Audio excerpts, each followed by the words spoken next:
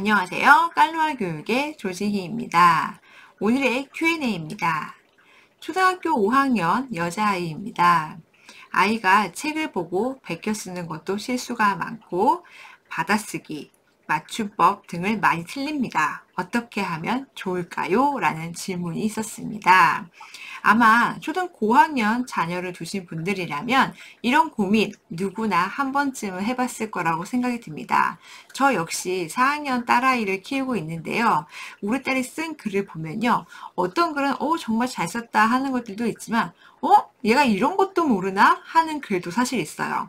왜 그럴까요? 바로 맞춤법 또는 띄어쓰기가 많이 틀렸기 때문이거든요.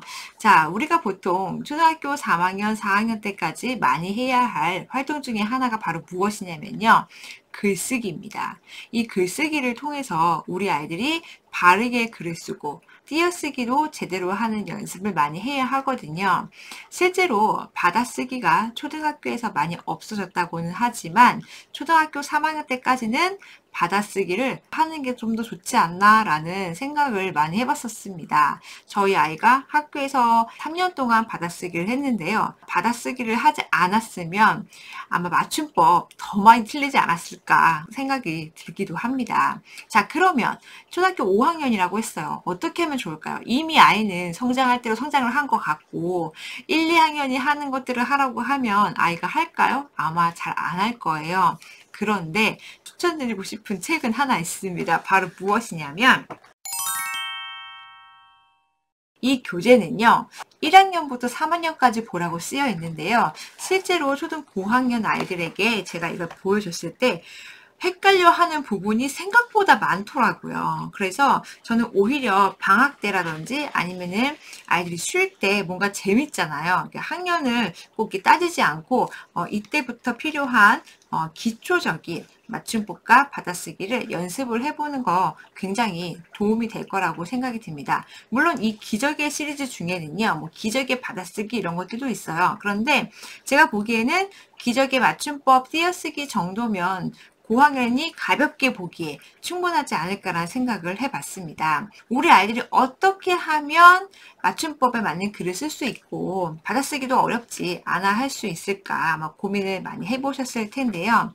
요즘 아이들은 어때요? 글 쓰는 세대가 아니에요. 워드로 치는 세대. 또는 휴대폰, SNS를 보낼 때 쓰는 이제 그런 용도로 많이 쓰고 있고요. 변질된 국어를 사용하는 경우가 상당히 많죠. 어쩔 수 없는 것 같긴 하지만 그래도 맞춤법에 맞는 글을 써야 한다는 것을 아이에게 강조를 하시면 좋을 것 같습니다. 내가 잘 알고 있는 지식을 누군가에게 전달하려고 할 때요. 만약에 맞춤법에 맞지 않는 글로 설명을 하고 보여준다면 상대방이 그 사람을 신뢰할 수 있을까요? 아마 신뢰하지 못할 거예요. 그래서 우리 아이가 쓰는 글 그 자체는 바로 너다. 바로 너의 모습이다 라는 것을 꼭 알려주셨으면 좋겠습니다. 그러면 아이들이 글을 쓸 때 막 쓰지 않아요. 그리고 아이들이 독서록 같은 거 쓸 때 이제 손으로 쓰는 경우도 있지만 워드로 타이핑을 해보는 것도 저는 좋은 경험이 될 것 같아요. 특히 한글 문서 같은 것을 작업하는 것 전 너무너무 추천드립니다. 왜냐하면 이 한글 프로그램 자체가요. 뭔가 맞춤법에 맞지 않거나 띄어쓰기가 불분명한 경우에는요. 빨간 줄이 밑줄이 가잖아요. 그래서 아이가 내가 쓴 글을 쭉 쳤을 때 빨간 줄이 갔다면 이거 왜 이렇게 나온 거지? 내가 뭘 잘못했지? 한 번 더 생각해보고 다시 한번 수정을 하게 됩니다. 이렇게 보는 과정을 통해서 아이가 점점 바르게 쓰는 표현들을 익힐 수가 있게 되거든요. 저희 딸도요. 어떡하지? 바로 이 말을 떡할 때 쌍디귿 받침이 히읗인 줄 알았대요. 근데 사실 그게 아니거든요. 어떡하지거든요. 근데 재미있는 사실은 뭐냐면 우리 아이가 책을 봤을 때 분명히 그와 관련된 문장들 비슷한 것들이 많이 나왔어요. 그때는 아이들이 인지를 못하는 거예요. 그래서 책을 많이 읽는다고 해서 뭐 맞춤법을 다 알고 그렇지는 않는 것 같습니다. 이것이 뭐냐면 의식을 했느냐 안 했느냐의 전 차이라고 볼 수 있거든요. 아이가 직접적으로 글을 워드에 치다 보니까 이게 어떡하지가 아니었네? 처음 알았어. 이렇게 얘기를 하더라고요. 이런 경험들도 좀 필요해 보지 않을까라는 생각을 해봤습니다. 그리고 아이가 글을 쓸 때요. 특히 학교 숙제로 예를 들어서 뭐 독서록을 낸다고 했을 때 글을 쭉 쓴단 말이죠. 그런데 글 쓰다 보면은 아이 스스로가 긴가민가한 그런 것들이 있어요. 이거 띄어쓰기가 이게 맞나? 좀 헷갈린다. 이제 그런 것들은요, 네이버든 국립국어표준원이든 맞춤법 검사하는 프로그램들이 있어요. 그냥 네이버에 쉽게 검색해도 나오더라고요. 그래서 맞춤법 검사기에 내가 헷갈린 것들, 확실하지 않은 그런 문장들, 이런 것들을 한번 넣어봐서 맞춤법 검사를 해보는 거예요. 보통은 학교에서 나오는 뭐 글쓰기 숙제라든지 아니면 독서록이나 일기쓰기 할 때 이렇게 아이가 스스로 고쳐보는 그런 연습을 하는 게 저는 가장 좋은 방법 같아요.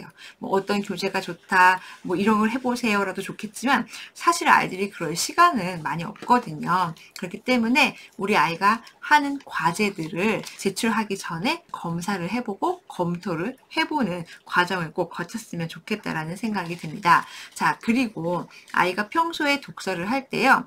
그냥 이렇게 쉽게 독서하는 게 아니라 연필이든 색연필이든 꼭 하나를 뭔가를 들고 하라고 합니다. 그리고 이 챕터가 다 끝나기 전에 잘 몰랐던 문장, 정말 헷갈려 했던 맞춤법이 나왔다고 한다면 그럼 그 부분을 체크를 해보는 거죠. 필사가 좋다고 하던데 그럼 우리 아이가 제대로 된 문장, 좋은 문장을 따라 쓰다 보면은 우리 아이도 그렇게 쓸 수 있지 않을까요? 라고 생각하는 마음에 필사를 좀 억지로 시키는 분들도 계세요. 부모님이 너 이거 한번 필사해봐 하면서 하게 되면요. 약간 싫은 마음이 들어요. 싫지만 왠지 엄마가 하라고 하니까 하는 거예요. 그러다 보면 어떻죠? 똑같이 베껴 쓰지 못할 경우도 있어요. 예를 들어 맞춤법 띄어쓰기를 정확하게 못할 경우도 있다는 거죠. 그럼 대부분 부모님들은 그러죠. 너는 보고도 못 쓰냐? 왜 집중하지 않느냐라고 생각할 수도 있을 것 같아요. 근데 거기서는 집중이라기보다는 그냥 이게 현재 우리 아이 관심사가 아닌 거예요. 그래서 만약에 뭐 필사가 필요한 부분이 있다라고 한다면 아이가 정말 좋아하는 책 중에 어떤 일부분 너무 많이 쓰게 하면 힘드니까 그렇게 하셔도 좋겠다는 생각이 들고요. 저는 시도 추천해 보겠습니다. 시는요, 그렇게 길지 않죠, 일단. 그래서 아이가 느끼기에 쓸 때 이게 부담스럽지는 않아요. 시를 이렇게 써보는 것도 좋겠다는 생각이 들고요. 그리고 노래 가사, 그쵸? 요즘 아이들 좋아하는 뭐 BTS의 노래 가사를 적어본다든지 이럴 수 있는데 엄마들이 막 싫어하는 경우도 있더라고요. 쓸데없는 짓 한다고. 근데 저도 굉장히 놀라운 사실을 하나 알았는데 BTS 가사를 들어보니까 이거 되게 주옥 같은 그런 글도 생각보다 되게 많더라고요. 어떤 텍스터든 간에 내가 좋아하는 어떤 컨텐츠를 직접적으로 내가 써보는 거 좋은 방법이 될 것 같고요.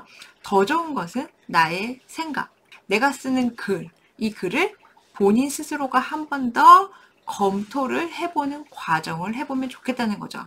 근데 아이들이 내가 이게 어디서 어떻게 틀렸는지 손으로 쓰다 보면 모를 경우가 있어요. 그렇기 때문에 인터넷을 통해서 맞춤법 검사기를 한번 해보기도 하고 또는 한글 프로그램에서 써보기도 하는 것 추천드려 보겠습니다.